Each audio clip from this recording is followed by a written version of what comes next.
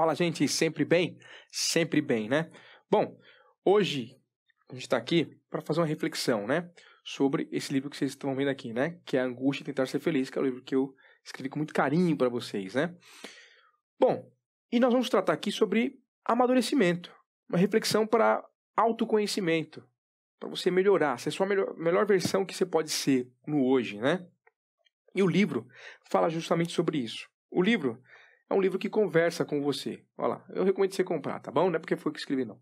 É um livro que tem páginas de diálogo, né? Que eu questiono você e você vai, ó, tá vendo aqui? Você vai escrevendo, né? Aqui, por exemplo, né? Aqui. Você vai dialogando, porque é um livro de reflexão, ao mesmo passo que é um livro prático para você evoluir como ser humano, né?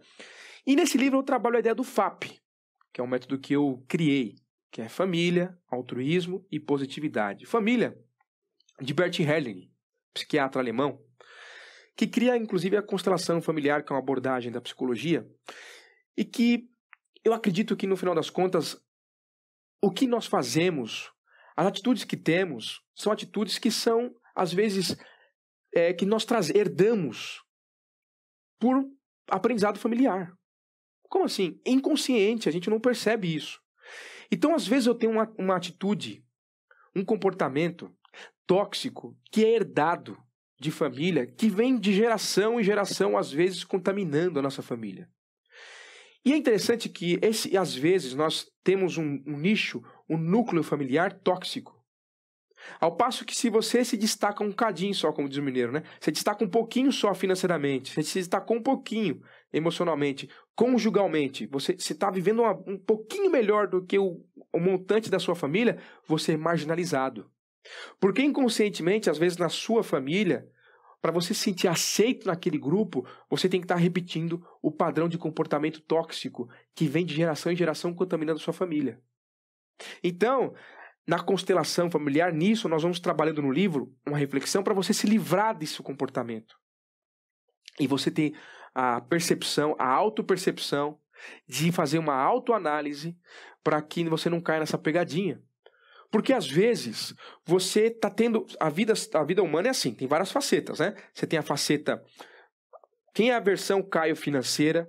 Quem é a versão Caio conjugal? Quem é a versão Caio espiritual? A versão social, profissional e etc, etc. Eu tenho várias faces da minha vida. E, por diga-se de passagem, às vezes, um comportamento só que eu tenho tóxico, que eu herdei de família, às vezes, pode ser constatado em várias áreas da minha vida. Então, por exemplo, às vezes, eu sou um procrastinador, um exemplo.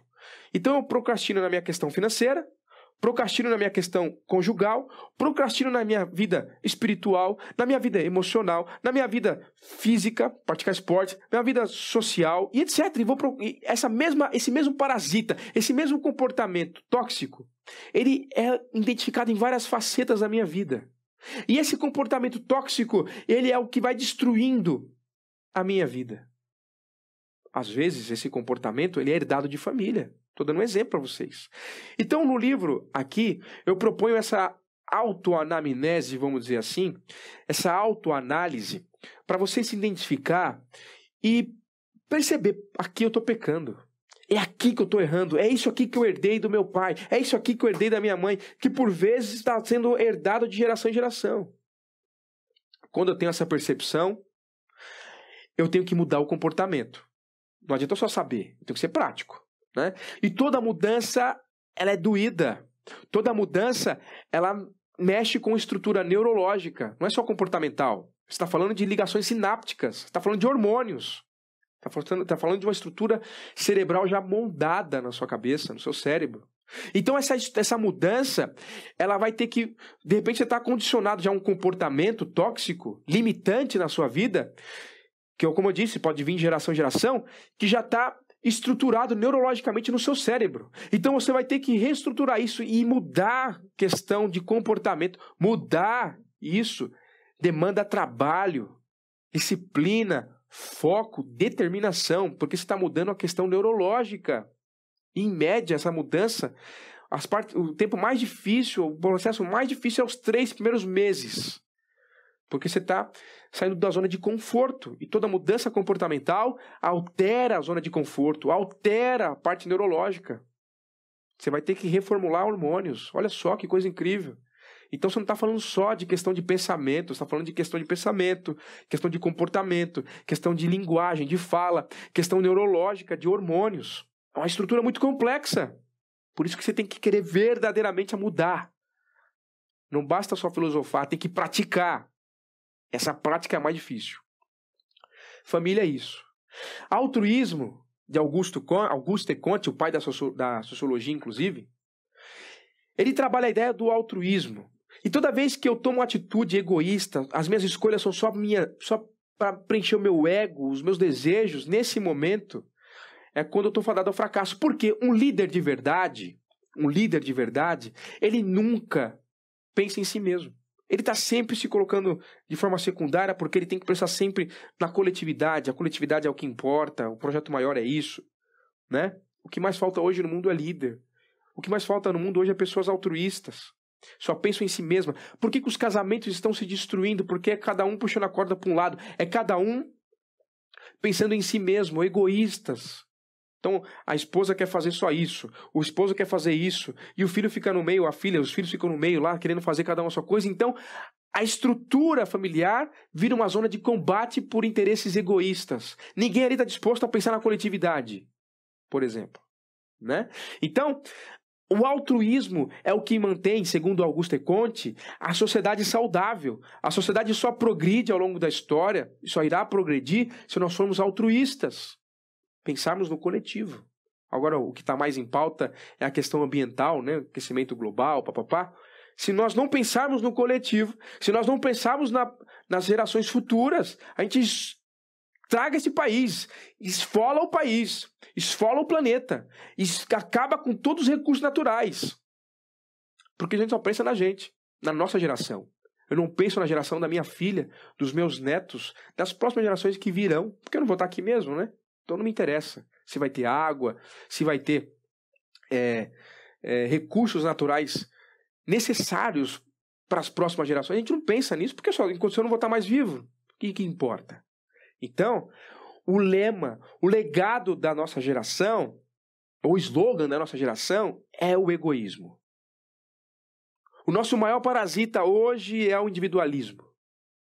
Então, quando eu trago o exercício, quando eu faço esse exercício de ter essa autoanamnese, de perceber que eu tenho que ser mais altruísta e menos egoísta, nesse momento eu estou evoluindo e mantendo a estrutura familiar viva, o conjugal, a espécie humana saudável diante de um planeta que está se acabando.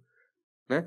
Então o papel do líder, o papel das pessoas, o papel de uma sociedade saudável, o papel de uma relação saudável, o papel de uma família saudável, o papel de um ser humano saudável é ser altruísta. Não é verdade? Esse é o papel, inclusive, das religiões. Né?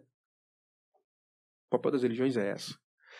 Você vê, infelizmente, a gente está no Ocidente, vale a pena fazer essa reflexão sobre o cristianismo, porque é a religião que mais predomina aqui no Ocidente, de que o próprio cristianismo foi distorcido da sua ideia originária e se pegaram a mensagem do cristianismo, que é um cristianismo altruísta, inclusive o cristianismo de Cristo Jesus de Nazaré é um cristianismo altruísta, e transformam o cristianismo em um cristianismo individualista, egoísta, materialista.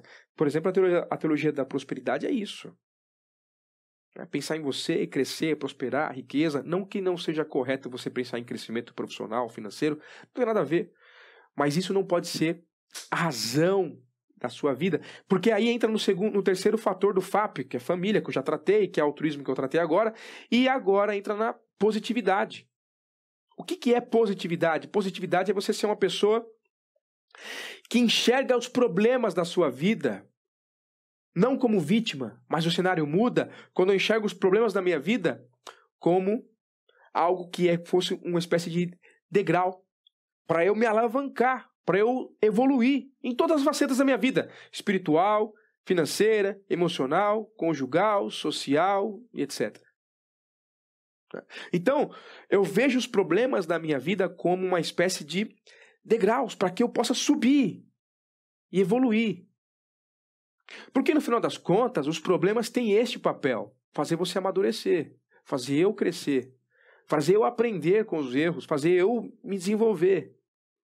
Os problemas forjam, as dificuldades na vida, seja um problema financeiro, seja um problema de luto, problema de saúde, não sei, emocional, eles fazem com que eu amadureça, me torne a melhor versão por aprendizado. A geração que nós vivemos hoje não está disposta e não estamos dispostos a aprender. Na verdade, nós não queremos passar por um problema, porque a melhor forma de você aprender é passar por um problema. Se você não quer passar por um problema, você não vai aprender. Então, nesse momento, eu começo a enxergar as dificuldades, os problemas da vida com outro olhar. E que olhar é esse do positividade? É do Viktor Frankl, pai da logoterapia, uma abordagem da psicologia, que inclusive Viktor Frankl ficou preso em campo de concentração na Alemanha nazista e perdeu tudo. Perdeu a família, perdeu os filhos, todos mortos, só ele sobreviveu. Então o que mantém eu vivo aqui, sendo que eu perdi tudo? Não vale mais a pena viver. Essa foi a questão que o Viktor Frankl chegou. E ele desenvolve a logoterapia, que é uma abordagem lindíssima. É uma abordagem de sentido de vida mais robusto que ninguém pode tirar de você. Nenhuma crise financeira, nenhuma crise mundial, nada pode tirar você. É um porquê substantivado, um porquê arraigado, que ninguém tira. É um sentido de vida sólido. Eu dou o exemplo de Jó, personagem bíblico que perde tudo. Tudo. O demônio, numa empreitada para tentar provar para Deus que Jó era frágil e fraco, só tinha fé em Deus porque ele tinha bens materiais, ele começa então uma empreitada para tirar tudo de Jó, menos a vida dele. E ele tira tudo de Jó. Tira os bens materiais, o status social, tira a família, a saúde dele, tira tudo, mas não tira a vida. Mas Jó não perde a sua identidade natural e no final do livro de Jó, Jó é o livro do Antigo Testamento na Bíblia cristã e na Bíblia judaica, a Torá, e ele não perde a sua identidade e no final ele reconstrói uma vida plena de novo. Isso que é interessante, né? A dificuldade, os problemas da vida vêm não para você se deteriorar e perder a sua razão de vida. Vem para mostrar que realmente você tem que ter um sentido de vida robusto, um propósito substantivado que ninguém tira de você. Porque se você tem um sentido de vida frágil, um sentido de vida fraco, xoxo, a primeira marezinha que a vida trazer para você, você vai se arriar, vai entregar os pontos e vai querer abrir mão da sua própria vida, por exemplo. Então a proposta da logoterapia aqui na positividade, que eu criei o FAP para vocês, né, é você ter um sentido de vida mais forte, um sentido de vida transcendental. Como assim, Caio, um sentido de vida transcendental?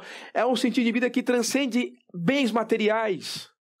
O seu sentido de vida não pode ser um carro, não pode ser um emprego, não pode ser um concurso, não pode ser a conta bancária, porque tudo isso pode ser tirado de você.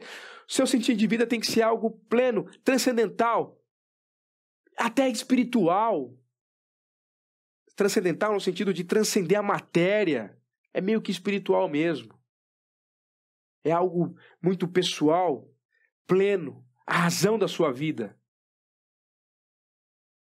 E aí, quando você tem isso, refletindo sobre família, FAP, altruísmo e positividade nesse sentido, você constrói a sua versão mais melhorada. Você constrói a sua versão mais sólida.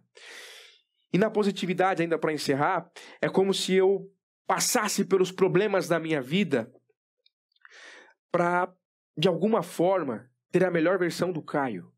De alguma forma, ter a melhor versão que você pode ter sua. E nesse momento, eu, como eu disse e volto a repetir, eu não sou vítima do universo. O universo não conspira contra mim, independente do problema que eu passo. O universo me dá degraus para eu subir e ser minha melhor versão constantemente prosperando. Isso é positividade do FAP. Bom, quer conhecer mais? Eu vou trazendo isso no livro, né, que eu escrevi, como eu disse para vocês, está aqui também, né? Clica no link embaixo aqui do vídeo, você vai direto para a Amazon e lá você consegue comprar o livro e refletir de forma bem clara e robusta nesses tópicos que a gente apresentou aqui para vocês, para você crescer, se desenvolver e ser uma pessoa melhor, um ser humano melhor, tá bom? Um beijo no coração, dê um like no vídeo, se inscreva no canal. Até o próximo. Falou, gente!